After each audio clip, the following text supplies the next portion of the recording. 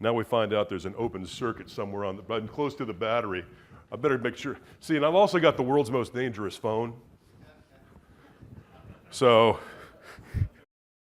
yes, it's the notes. And actually, this is the replacement. So, this, my wife says, don't put it in your pocket. Okay. So, anyway, one of the things that I'm aware of, based on my personal experience with 346, is that, like I said, it's a moving target.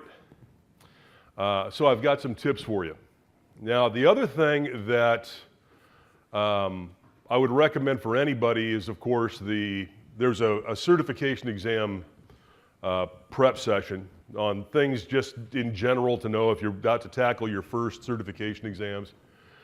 And the other thing that I was kind of talking about very early on with just some folks that were hanging out, I'm going to throw in some sample questions up here. Don't focus on these sample questions. Maybe focus on the topic and some of the details that pop up, but you're not going to see these questions on any certification exam.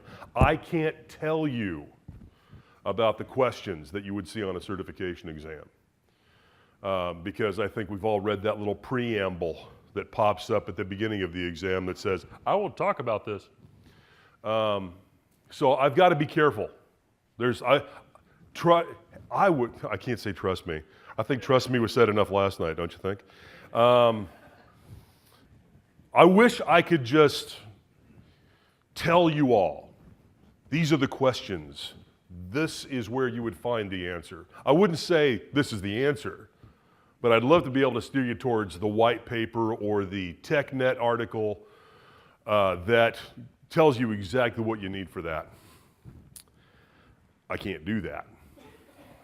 But we can talk about this. And by the way, one thing that I want to emphasize, I'm not a traditional stand in front of the room and you guys, everybody be quiet and listen to me.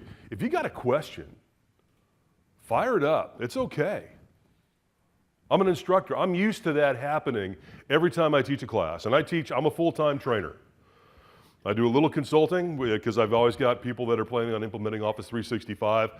A lot of what I deal with are going to be people that are primarily Exchange is one of my areas of focus. So I want to talk about that part of it. So we want to talk about the exam objectives. You know what, we're not going to really talk about the exam objectives. Those are online. I want to talk a little bit more about some of the other details, which I think are a little bit more important. So what you're going to see on any of this, 40 to 60 questions.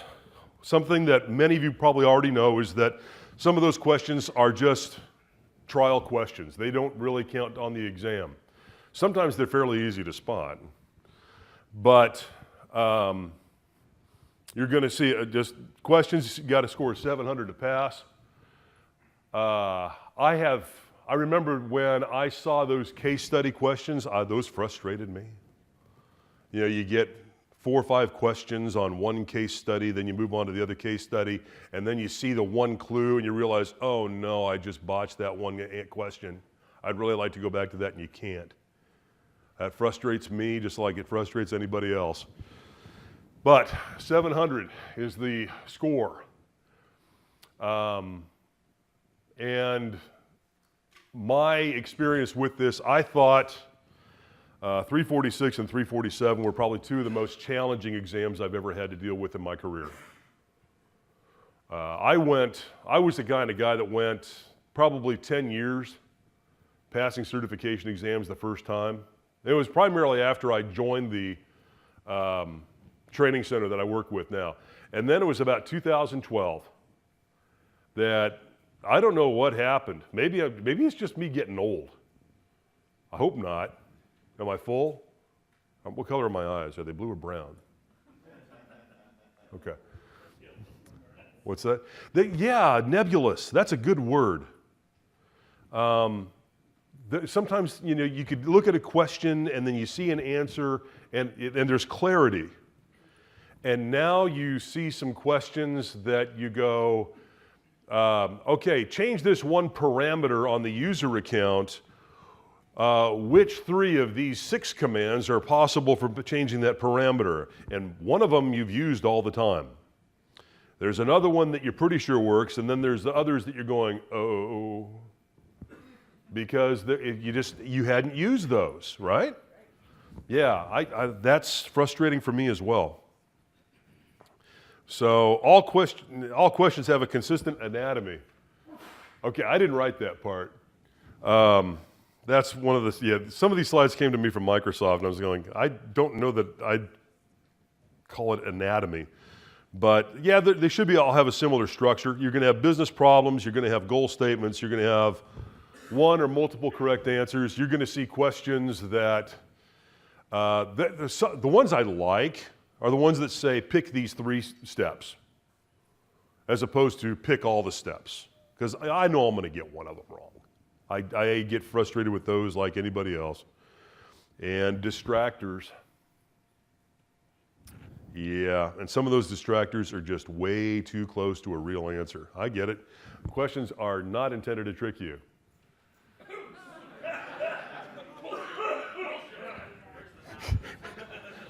I'm sorry, could you say that? Could you cough clearly into the microphone? We want to get that for posterity purposes.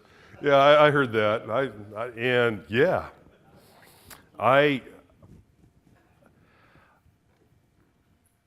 I get frustrated when I don't pass. And it seems to be happening more. And I've had to buckle down. The real issue from my perspective, and I want to get to this, okay, this right here. The part that gets to me, and this is something, before we started at 9 o'clock, I was kind of talking with everybody. We've spent so many years becoming specialists, and now we're having to go back to being generalists. I'm an exchange guy. How many of you have the copy of the book Mastering Exchange Server 2013? Okay, I did 4 of those chapters. I'm very proud of that. Oh, I got to watch they sing that too. That sounds wrong. Believe me, I'm very proud of this. Okay. The other area that I've spent quite a bit of time in the last few years has been Link and Skype for Business. I'm not a SharePoint guy. I've never taught a SharePoint class. I've sat one class, and I probably spent my time in the back of the room, returning emails and playing Settlers of Catan online. Well, that's where they make the back of the room, right? And so now I've had to go back, and I've got to learn something that don't have a great deal of comfort with. And the other thing that I know that many of us have to deal with is one of the other challenges. A long time ago, in a galaxy far, far away, I taught all the Office applications. That was like 1994. I taught Excel, I taught Word, I taught PowerPoint. But like I said, that was 94. I haven't done a whole lot with anything like that since. And going back and having to cover things like Office 365 Pro Plus deployment and editing and managing a configuration.xml file is a little bit out of my comfort zone. Am I alone, or are you guys with me on that one? Okay, so I want to just exchange people. Who are the exchange folks? Okay, hands down. Skype for Business folks. Okay. SharePoint. See, if you had your hand up the first 2 times, it didn't come up that 3rd time, did it? And then you've also got the Office pros. Who are my Office pros that have to do it? Yeah. So it's a sophisticated, multi-topic exam. It covers such a broad area, and you got to know it all. That's rough, man. That's really rough. I teach the course. The course does a pretty good job laying out a pretty good foundation for the 346 and 347 exams. But it's not everything. So you got to worry about that. Office 365 is a moving target. I don't think a more accurate statement has ever been said about preparing for this certification exam, because you don't know what's going to happen from week to week. Yeah, Office 365 changes, so do the exams. And what you thought you knew last week may have changed. And if you're retaking an exam, you can pretty much bet that you're not going to see the same question that you might have seen the week before, or 2 weeks before, or 30 days before. So that's troublesome. And now we're going through a portal upgrade. Oh joy, oh bliss. Because, it would be easy, it would be easier. I shouldn't say easy, it's not really easy. It would be so much easier if certain things didn't change with an update in the portal. Oh look, we've updated the portal, they've updated the front end, and guess what's also changed? Some of the roles that you define maybe in SharePoint aren't the same anymore. What are you going to get on the exam? You might get either one. That's what can make this even more challenging. I emphasize procedures.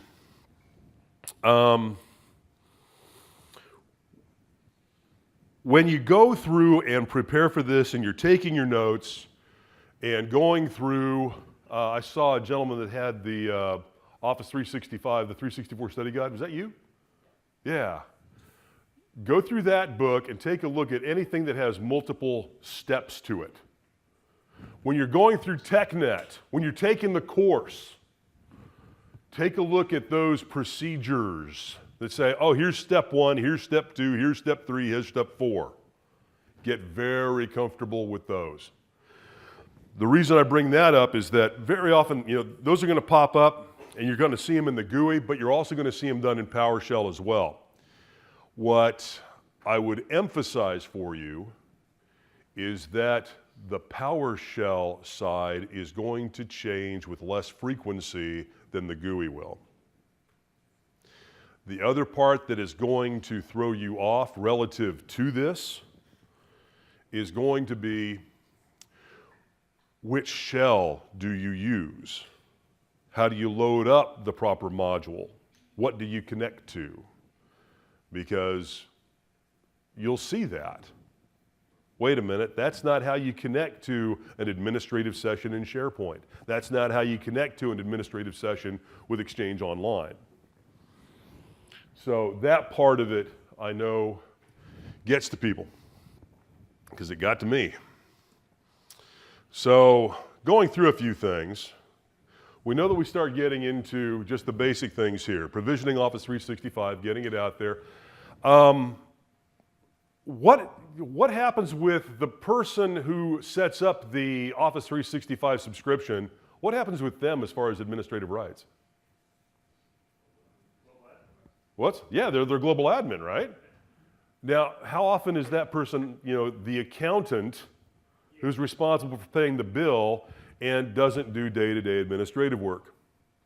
Okay, so that's the kind of, that's the weird kind of thinking that we have to bring into this. What happens in the real world versus what happens in the Microsoft world, sometimes there's a convergence, sometimes there's a disconnect. But that's one of the things we have to worry about. Network and security, we've got to worry about, implementing and keeping things locked down. Cloud identities. Oh, okay, so one of the other things you're going to have to worry about, obviously, is when we start getting into synchronization of identities in a hybrid deployment. And well, yeah, and it's great, but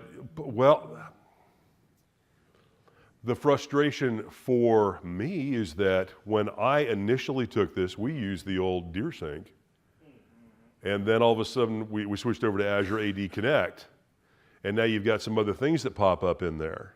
How do you get into Azure AD Connect and filter out the users in a particular domain or the users in a particular organizational unit or based on a custom attribute? What the hell is going on with my phone? This thing's buzzing up here. Yes. That's it, yeah. I don't know, man, this guy came in with a mask and threw a Galaxy Note 7 at us and ran away.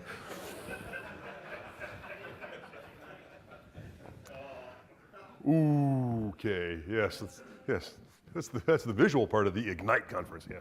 Okay, so we've got that Azure AD Connect. We've got to worry about single sign-on. We've got to worry about how synchronization takes place. Because if you learned DeerSync, it was just about 100% of your synchronization was upward, right? But now we've got to worry about more of the things in Azure AD Connect that synchronize up as well as come back down a little bit. Because that wasn't happening so much with the old DeerSync, but with Azure AD Connect, we know that's going to happen with your passwords. User changes their password online, that's got to go back and resync with your on-prem implementation. So that's something that we've got to address. And yeah.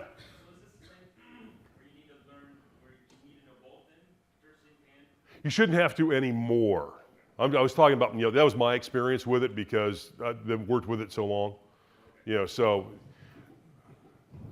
that's what, okay. Oh, that's okay. I hope everything's okay.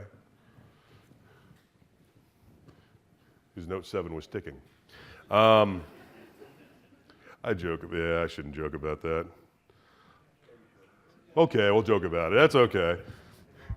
It's Tuesday morning in IT, this is what we do, yeah. What about Yammer or other services? Know it. You need to, with the additional services, okay, so as far as day-to-day administration, know your big ones.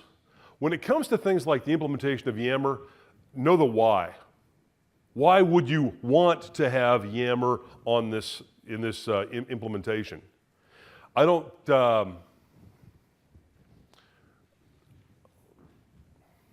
think it really got into just the nuts and bolts of Yammer. Obviously you have to know the foundation, what you have to have first before you implement it, but I don't think you really have to worry as much about the nuts and bolts. Now, there are definitely some other areas you have to know nuts and bolts. SharePoint, you got to know nuts and bolts. Exchange, Skype for Business, those types of things you've got to be able to dig in. But with some of the add-ons, not so much. I don't think there's a whole lot here that requires people to know much about like the project components in Office 365. So that part of it maybe you don't have to allocate as much time for. But knowing when you would use Yammer, knowing when you would use project, knowing when you'd use the project server, knowing when you would want to get somebody a Visio deployment. That part of it I'd want to know. But as far as getting into the actual push, I don't think you have to worry about that one quite so much. Did I answer your question? Okay.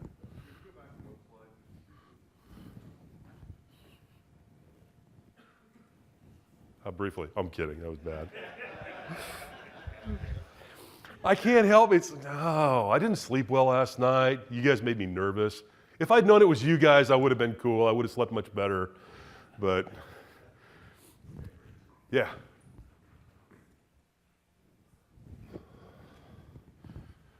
So yeah, provisioning tenants, knowing the differences, knowing the features that come with individual plans, I think certainly helps. But it's just the basic thing. So here's this is a sample question. You will not see this on an exam. But I wouldn't worry about this question. I wouldn't worry about this answer. I'd worry about this subject. I'd want to go back and make sure that I had a good understanding of what comes into play with each of those individuals. What are the differences between each subscription? When can I get by with an E1? When do I need to go to an E3?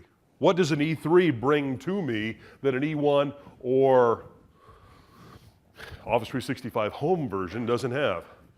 That's the necessary body language you have to throw in with Office 365 Home. It's kind of a baseball thing. It's going home. Okay. So. Yeah, you see, and that's why these are the questions that they tell me. These are the ones you can show people. These are the ones I would write. The newer ones are going to be having all of the other, yes, absolutely. So I don't emphasize, like I said, I don't emphasize the questions, but knowing where to look and take a look at the Office 365 plans, this is the part that I would say, go look at here. Because what was the first thing I said about Office 365? Office 365 is a moving target. It's going to change all the time. You can download the slides later. Okay. What's that? Oh. Yes. No. I know how that works on Facebook, man. It's like, yeah, it's like here's the Bobster meme right here. Okay, no. I know that game. I've done it to people. What's that? Oh no, it was fun. As far as you know. Okay. So I really, yeah, no, I'm not going to share that picture. My wife would kill me. All right, so anyway, this is another one that actually, this is something that you might see, but let me tell you, I would not write the question this way if I were writing it, because I wouldn't be asking you about the one file type. I'd ask you to know both file types, because they're leaving one out here. See, they're getting into, and they've got, you're an administrator at fabricam.com, everybody's favorite Microsoft domain. Actually, I'm kind of more of an A-datum guy. But host records, text records, SRV records, alias records. What's missing? MX record. Good, I'm glad you guys caught that one, because that's the kind of thing that I would be asking people. Or I would ask somebody a question about, you're trying to prove ownership and you haven't been able to get your text record to authenticate, what's your next step? Because I'd want somebody to know that there was the MX record, be one that they could fall back on. Remember when I first started teaching this class, I just put in both. Because they're very close, very similar when you set them up. So, geez, I'm gonna die up here. Yeah. So I've got live electricity and water. This is always a good choice, right? A bad knee and a place to trip on stage. Okay, get your cameras ready, folks. Okay. But there you get it in text record. So we knew, yeah, that one does not have a link to it, but it's kind of thing that I would talk to people about. Configuring DNS for services, enabling client connectivity to Office 365. You got to know your clients. You got to know which clients are going to work. You got to know which clients won't work. You're going to need to know which ones need to be upgraded. You need to know how to check which upgrades have been deployed. And then you get into administering Azure rights management, that part of it, of course, defining the role-based access control roles for the individual users, and managing administrator roles, that's all there. And here you get, what is the auto-discover DNS record for Exchange Online? I would not write a question like this, but Exchange Online. So what should be the obvious giveaway in the top 3 lines? Yeah, about the DNS record. So you had an A record, a text record, and an SRV record. And SRV is one that I'm going to take a close look at, but it's not right. One of the things that we have to worry about are the differences in the way that auto-discover is implemented on premises versus the way it gets implemented in Office 365. Because we have to spot those differences. It can be challenging at times. And whereas I see the word auto-discover, I know what I'm thinking. But remember we talked a little bit about distractors, right? So what has been the primary email service Microsoft's been presenting to us outside of Exchange Online? Outlook.com. So did they reinvent the wheel when they came out with Exchange Online, or did they build on what they already had? They built on what they already had. So autodiscover.outlook.com is probably going to be your best guess. Now, the one that I got to admit, going through these questions, and by the way, you're all under NDA now, internal only. I don't like the alias reference because we don't have enough information in this question to say, I don't know if that alias is right or not. Now, when you take a look at what they're presenting as the answer, they're including that in there, but I wouldn't do that. That's why I'm telling you, don't pay attention to these questions, but pay attention to what the question itself is addressing, the subject matter. What does get configured? What's happening with auto-discover? How do we set up auto-discover to support our users and our clients? So that's the kind of thing I would focus on. What's funny is I see people in the back of the room waving and go like, are you trying to get my attention? I can't tell. So anyway, but that's the kind of thing. You have to know how to set up DNS for use with Office 365 services. That's the point to take away from that. This one starts getting into some other things too, planning and implementing network security. You need to delegate administrator rights to user one to reset passwords, but user one must not be able to reset passwords of other administrators. Which administrator role must you assign? So what's the point of emphasis here? The point of emphasis would be knowing what the individual administrator roles can do. That's what you want to take away from that. Who can do what? And they're getting into customizing that, and they're throwing password administrator out there. There's some other roles that can allow you to do that as well. Yeah?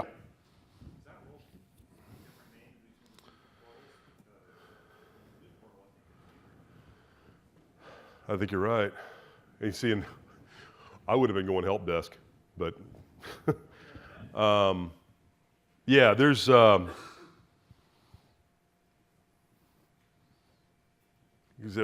that's you kind of bring back, going back to the point I was trying to make. Know the roles and know what each of the roles do. I say these questions. You know, when we prepare these sessions. There's some content that I throw in here, there's some other content that comes to me, and I've got to kind of work with what I'm given. If those of you that are MCTs that have ever taught a Microsoft course, you know exactly what I'm talking about. But there's always a challenge. Yeah? So would those roles be different names between the different? They can be. Yeah, and that's, now you're,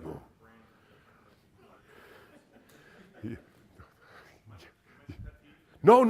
Yes, that is a pet peeve of mine. I'm 53. I don't like change anymore.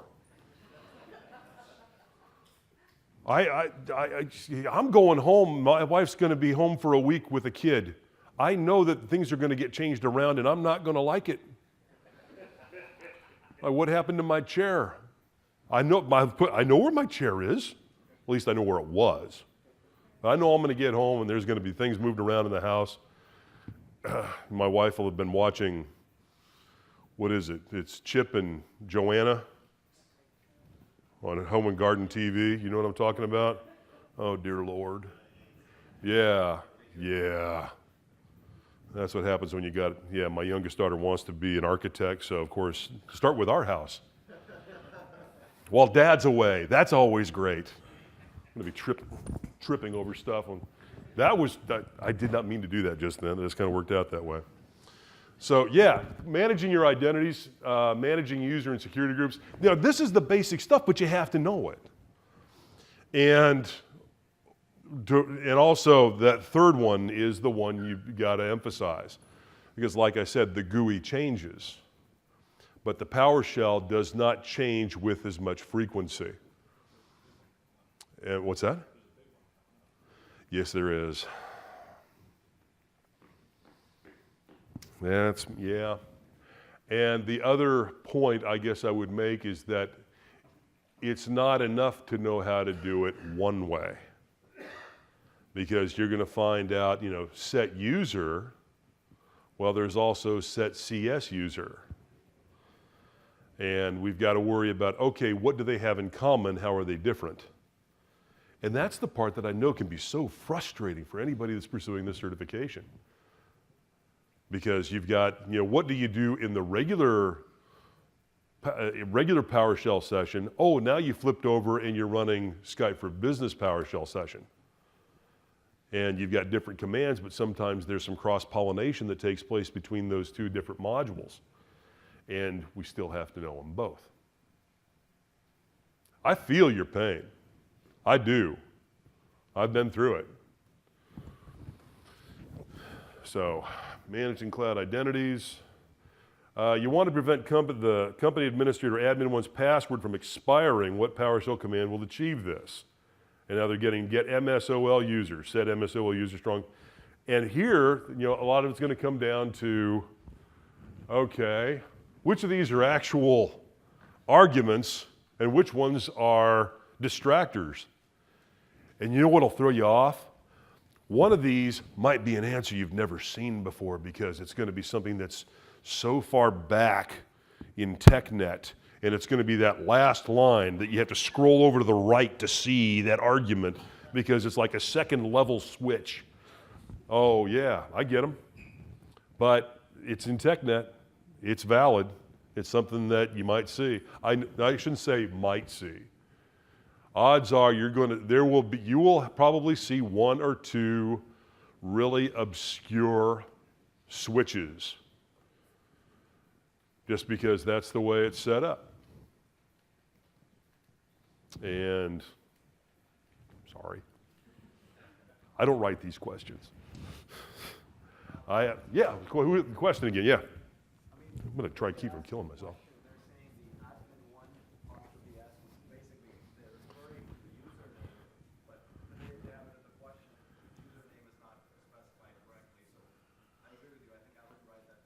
Yeah, I know they're saying it from the linguistic perspective like that, but they should have put an apostrophe or something that the username is actually. I always wonder if the person that writes these for demos actually ever took the exam itself. They probably haven't taught the class, I can tell you that. Yeah. And a part of it, like I said, that's why I emphasize procedure. The things that we're going to be doing on a regular basis and how many different ways are there to do them. And you might very well see a question similar to this that'll have 2 or 3 correct answers on how to make that modification. It might not be about passwords. It might be about modifying SMTP addresses or leaving an SMTP address alone but modifying the SIP address, because that's what we got to do with Skype for Business. So it's heady. I mean, we're really putting a lot on us to learn this stuff. I'm not kidding. I think it's been troublesome for me because I've focused on Exchange ever since it was called Microsoft Mail 3.2. Back when we had to take electives. And one of my electives was TCP/IP. Yeah. Download the SMTP connector from the internet to get mail. Man. I think that's when I briefly focused on teaching hardware for Compaq and IBM. Remember, Compaq used to be a company. I still got a jacket, so. This one, and it says, get MSOL user. You know what? I'd say start with get MSOL user, just kind of take it from there, and look that up and learn the switches associated with it. Implementing and managing identities by using Azure AD Connect. Yeah, this is, so in my neck of the woods, and I'm out of Kansas City. So I work in Kansas City in Leawood, one of the suburbs. I live in Lawrence. We don't talk about the University of Kansas during football season. It's just not a wise thing to do. We don't go there. Come November, we come to life. But no, not during football season. We won a game this year. Rhode Island, yeah. Okay, so, yeah, I know, that's a KU football fan right there. Yeah, we beat Rhode Island, yeah!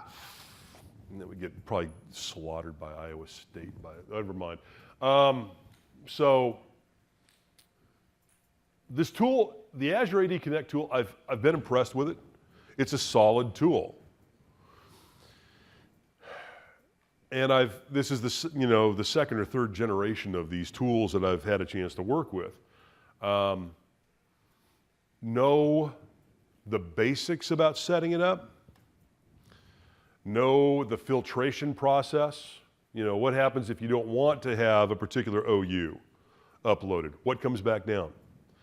I would want to be familiar with the attributes. I would want to be familiar with the cleanup, because that's one of the things we have to worry about are going to be illegal characters when we set up and want to set up this hybrid deployment, because in as much as you're on-prem, Active Directory deployment is going to have certain attributes. You don't use all those same attributes up in the cloud. So there are some that you really have to pay close attention to. There are some that you don't have to worry about quite so much. Yeah.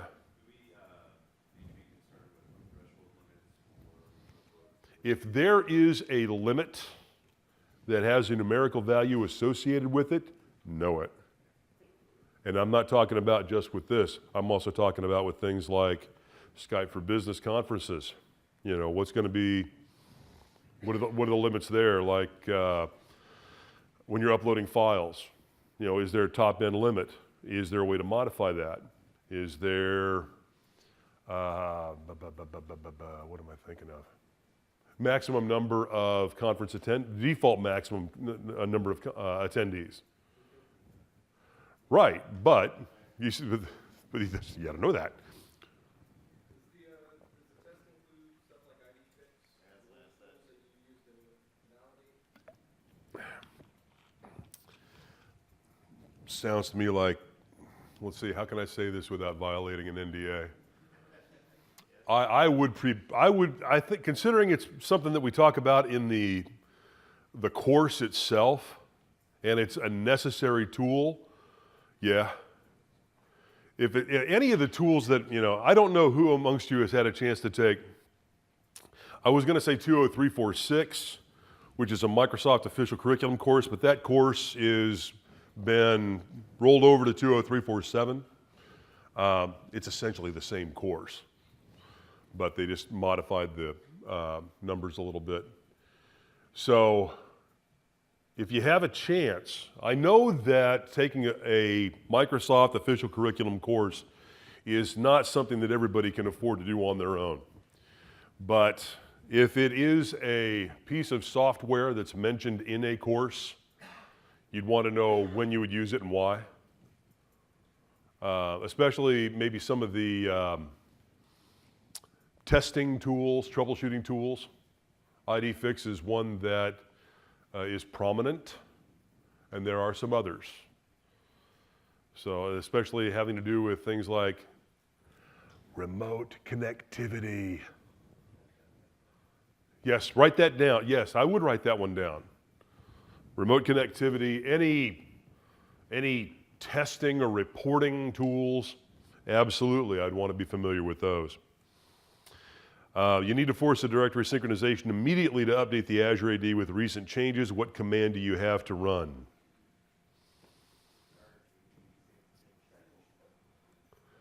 And there we go. Directory sync client command.exe delta. Okay. Yeah. Well, like I said, I wouldn't. I don't know if is that an exit? Okay. It is. It's a parallel. It's the door into a parallel dimension. Yes, that's what. I'm the guy that puts dementia in multidimensional. Okay. All right. So, yeah, understand what's happening with ADFS. ADFS is something you're going to want to spend considerable time on. Yeah, back in the back. On that previous slide where you showed the answer, I know that on the latest revision of ADFS, command is now a little bit different. How do you determine what should be on the exam versus what's currently released? I have no idea. Like I said, that's why I made the comment very early on about it being a moving target. What you're usually going to do with the exams is that they're going to cycle through the questions. So the questions you get today are probably going to be the question pool is probably going to be fairly stable for a couple more months. But if it's been a change that's happened lately, probably you're going to be, that's where you got to go with the best guess maybe sometimes. Hopefully, I know, I hate it. I hate guessing. I really hate guessing. I want to know the answer. But sometimes you're stuck with a question, you got to take a look at them, and you got to hope that you get the right one. That's why passing is at 700 instead of 999. Do you feel like the legacy nursing stuff will still be there right now? No, I want to. If I recall correctly, the older DeerSync stuff is no longer. What is on the other side of that door? Like applesauce. I have no idea. Okay. So, anyway, but you get ADFS, obviously, setting up ADFS servers, proxy servers. That's all, and best practices for implementing ADFS. If you're going to be implementing an ADFS implementation, even if it's a smaller implementation, do you want to go with a single server deployment or do you want to set up a farm? Why would you want to set up a farm? You only need the one server, right? Oh, HA. I like that. Good combination of letters. No, it is. HA, there's a lot said right there with those two letters HA. Yeah, because even if you don't need to have multiple servers today, you might need them tomorrow. And if you set up ADFS with only a single server, you're not going to have that option. So putting up a server farm where you can add another server down the road for availability is going to be a better choice. You're worried about security.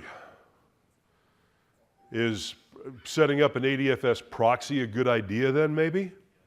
Yeah. You can set that up there in your perimeter network. I say perimeter network. I know some people say DMZ. Both my brothers were in the military.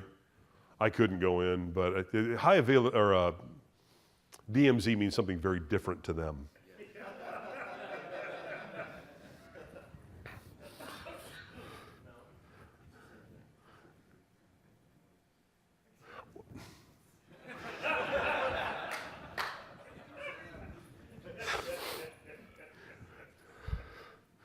Tell that to North Korea.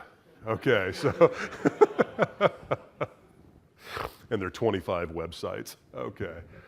I thought that was funny when I read that. It's like they've got the internet from 1974. Okay, so what port do you have to open up between the ADFS proxies and the ADFS servers? 443, that's nice. We use HTTPS. What's that? Yes, I do too. I wish there were more of them. I'd like 70% of them to be easy.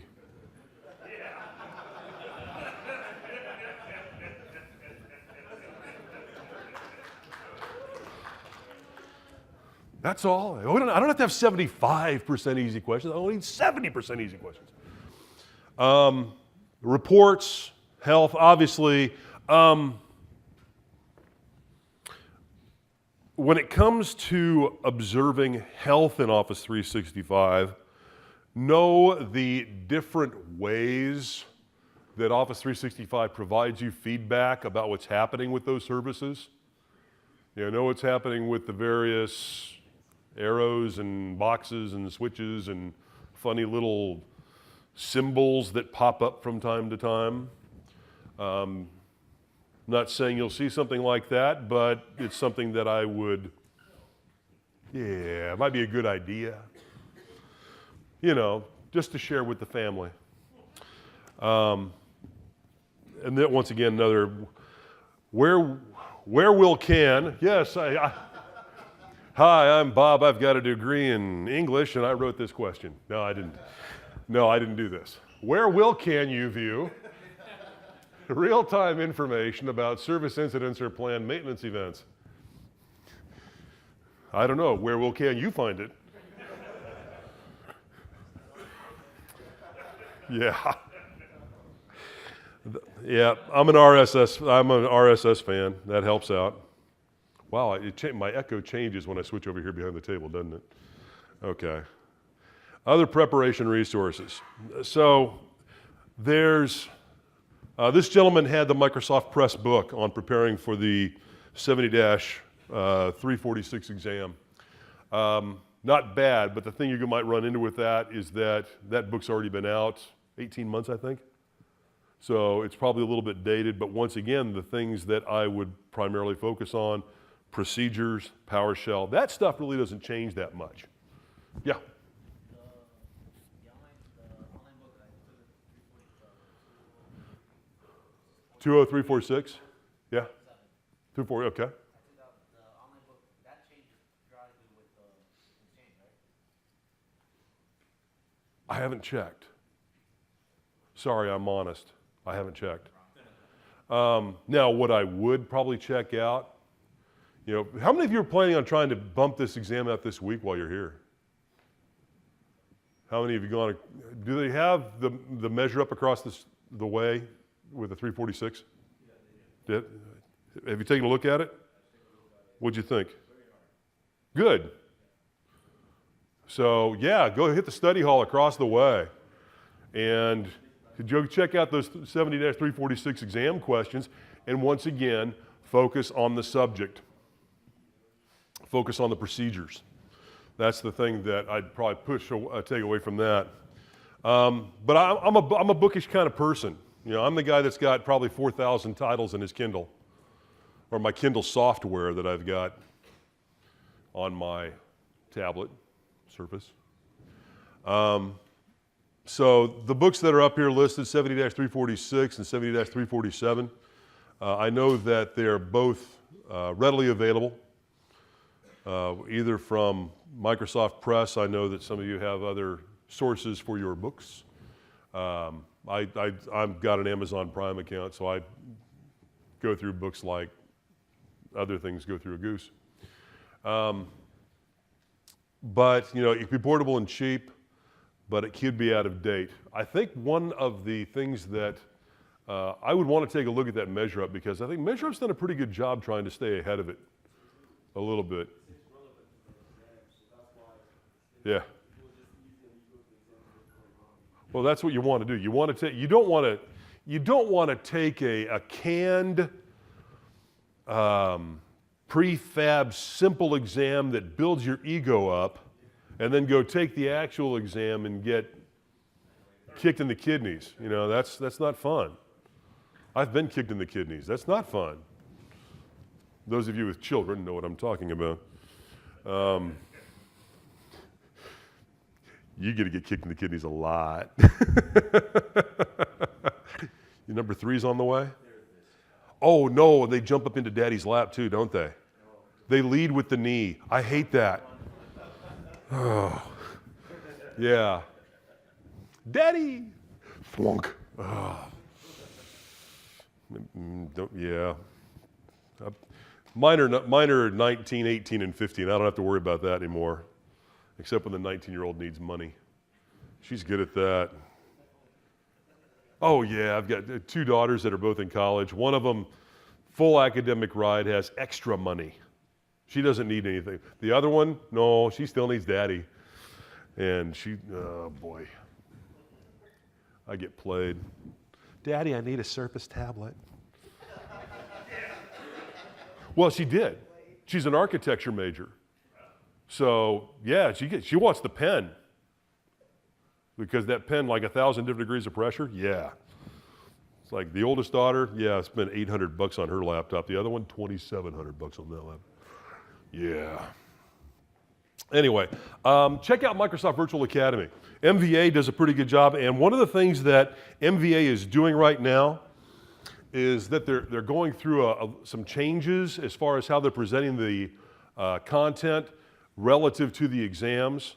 So they're trying to stay more current because they know that Office 365 has some of these challenges. Office 365 and Azure are driving those folks up the wall because they're changing faster than they can get new content out there to in support of those services.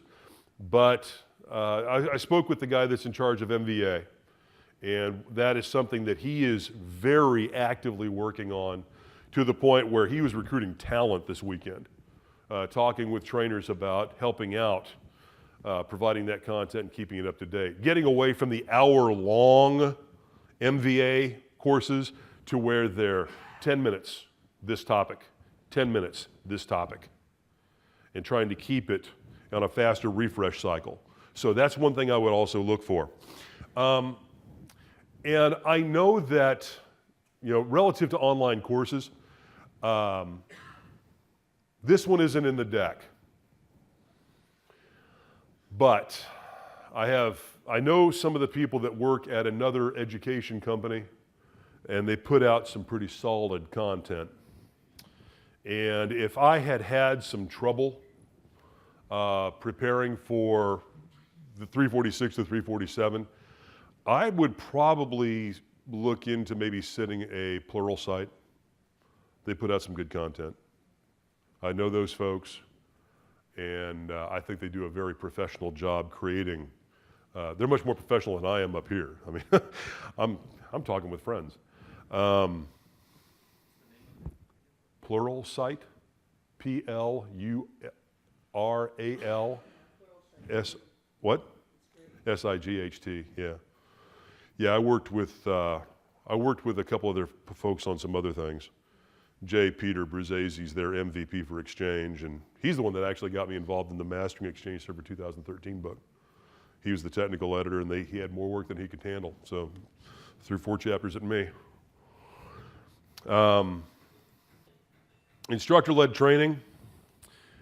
The thing about this, being one of the guys that does the instructor-led training, I don't like surprises, but with Office 365, it's unavoidable.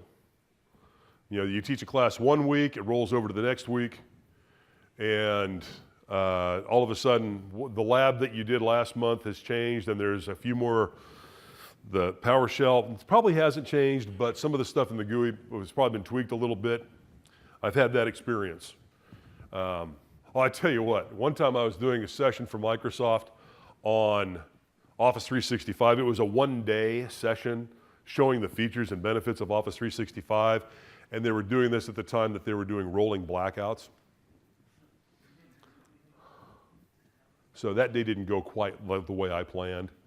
I spent a lot of time explaining and not much time showing. But the one thing that I would probably say about the instructors teaching this, we're going to learn how to deal with the problems on the fly. And it can be challenging. I've certainly had challenges with this course, but you know what? Every single lab has worked for just about all of my students. I had a couple of students that probably weren't ready to tackle a course like this, that had some issues, especially with the PowerShell side of it. But every lab I've run has worked. So, and you know what? I've had some classes I haven't been able to say that. I can say that with this. There were some that, having been a trainer for 20 years, what decade is this? 23 years? This is 2016, right? Okay, well, okay. Yeah. So I've been training actively since 92, 93, so.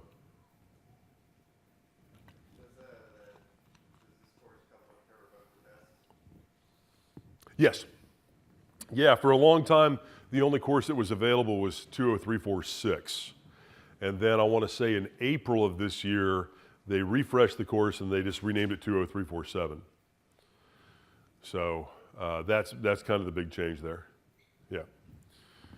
Got a few more minutes yet. Practice test, measure up is, I believe, the only option these days. But you know what? It says where it says it can be out of date. Like I said, they're doing a better job. And I would tell any of you, go check out the study hall across the way. It's a nice, quiet place. Bring your earbuds, bring some music. You know, just kick back for a little bit. Take a practice exam. You don't have to pay for it. It's right there. I mean, I like free across the hallway. Yeah, over where it says study hall. Just pop in there, introduce yourself, and grab a seat. And it's, you know, woof down lunch one day and just spend the extra time in the study hall. You don't want to be around, you don't want to be around me when I'm eating. I leave a debris field. I did pretty good this morning. I didn't need bacon on my shirt or anything like that. I did okay. But yeah, yes, life is a series of minor victories. I found bacon. Hot damn. Okay, so this is just about mandatory for anybody. Obviously, if you're going to be trying to get certified on Office 365, you need to have access to Office 365. Don't use your production copy of Office 365. What? Love this guy. Get yourself a 30-day eval copy and blow it up. They're ready for you. They're ready for you. It's not that big a deal. Cancel your credit card at the end of the process. Yeah. Well, you don't want to leave it open. I had a guy do that by mistake. The first time I taught the class was still when people were signing up and putting in some of their information. One guy used his personal account that was already registered, and he had his credit card on it, and then he got a bill. Now, what was good is that he was in one of the early Office 365 courses. They knew they were having some trouble with stuff like that. And he works for a pretty good sized consulting firm. And they didn't want to make people angry. So Microsoft remediated the problem. And I appreciated that. And he had a better experience because of it. He also learned a very valuable lesson. Don't do that again. Yes. But yeah, get yourself a trial. And pound away at it. Dive into TechNet. Look up, create a notebook or a OneNote notebook of your own and copy and paste everything into it. Know what the commands are. Know what the switches are. Get comfortable with things that you're not used to being comfortable with.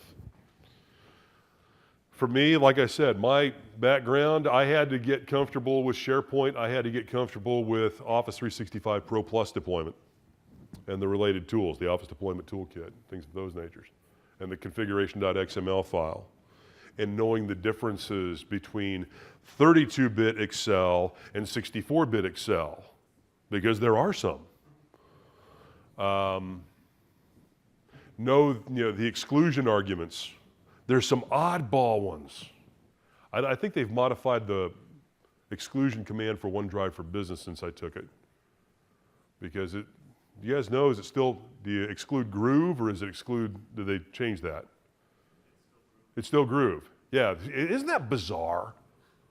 They didn't want to go back into the code and change it all, so they just kept the reference. Yeah. Yeah, no.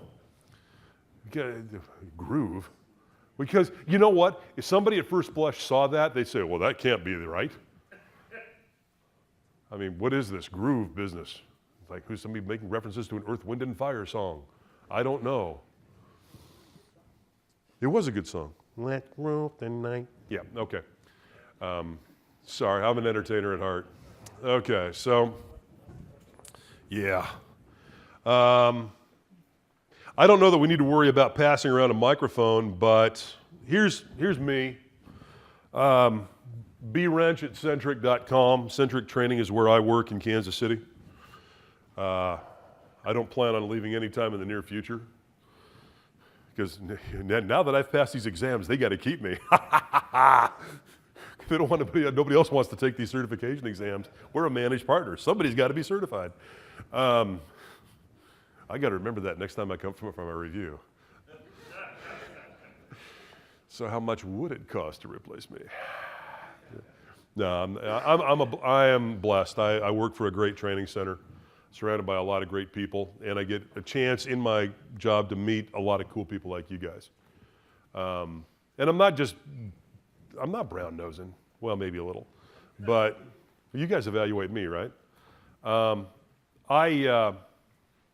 available. If you guys have questions, like I said, after this one, we're going to be covering 347. We've got about another 7 minutes, and I'm going to hang out. You know, I like interacting with y'all. Yeah, sorry, that's that Midwestern thing coming out there. I'm a y'all guy. Yeah. Yeah, all the questions weighted the same? Are all the questions weighted the same? I don't believe so. That's the best answer I can give you. Yeah. Yeah, thank you. Sorry I didn't get everybody's name. Tomorrow, Wednesday and Thursday, I'll be upstairs in Microsoft Learning from 11 until 2. So if any of y'all want to get a hold of me, I'll be up there. I'll also be at the MCP party tonight for those of you that are going. Thanks, guys. I appreciate it. I'm not going anyplace. I'm here for the next session, too.